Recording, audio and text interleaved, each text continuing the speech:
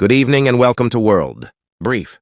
We begin today's edition with a rapidly unfolding story from Eastern Europe, where Belarus is currently grappling with one of the most concerning security crises in recent memory. Multiple eyewitnesses have reported that key military installations have been seized in a blatant act of sabotage, with some sources even speculating that internal dissent within the Belarusian armed forces might be responsible.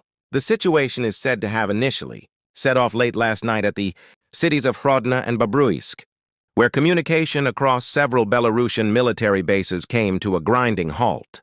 Fueled by panic and fear, nearby residents witnessed hours-long explosions and deafening gunfire, with many considering an organized rebellion likely to follow. While authorities remain tight-lipped about the full extent of the damage, several intelligence sources have indicated that the crisis could be rooted in internal turmoil. One possible source could be rogue elements within Belarusian military forces, simultaneously opposition-linked. Media channels have also suggested that the unrest was orchestrated by groups opposing President Alexander Lukashenko's authoritarian rule, but there is no definitive evidence to support such claims. Experts predict that this unprecedented escalation could mark a definitive turning point in the long-standing political crisis in Belarus.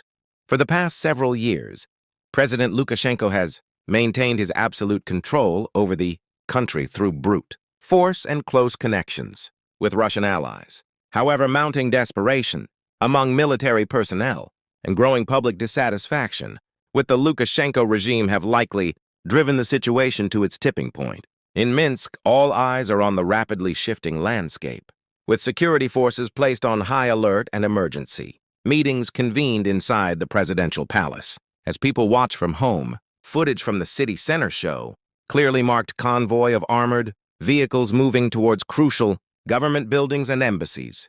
Simultaneously, countries such as Poland and Lithuania have increased border security measures, expressing concern over potential spillover from the unrest unfolding in Belarus.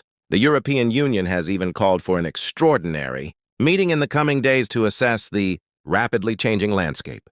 As the worldwide community closely watches what seems like a purely local crisis in Eastern Europe is rapidly morphing into a global issue. With key military bases under siege and growing reports of internal dissent, the question now arises: how long can President Lukashenko extend his rule of terror?